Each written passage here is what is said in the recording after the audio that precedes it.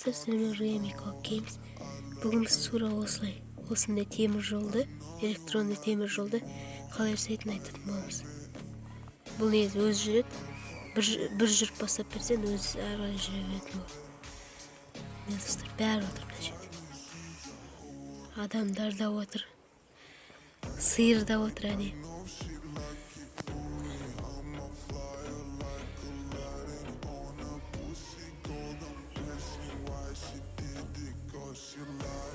Оны қалай жасайды дейтін болсаңыздар, міне осылай темір жол жасайсыздар ғой.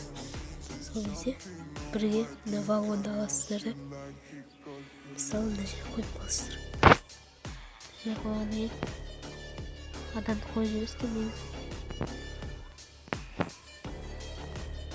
адамның міне келе жатыр, оны қойып қойыңыз керек.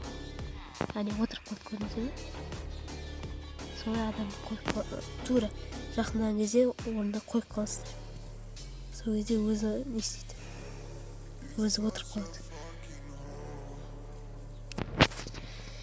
Енді осындай темір жолды қалай жасайтынын айтайын сіздерге. Міне осындай. Ең бірінші осындайды қоямыз. Осындайды қойып, мынандайды қойып, мынаны өйстіп кезек-кезек қоя береміз. Сол кезде осындай өзі темір жол пайда болады. Тағы бір затты айтып кетейін. Мына жерге тайын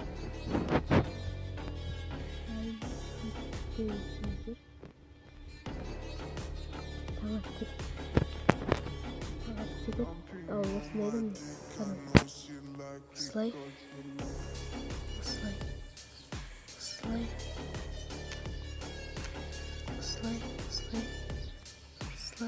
міне осылай қойып кете береміз.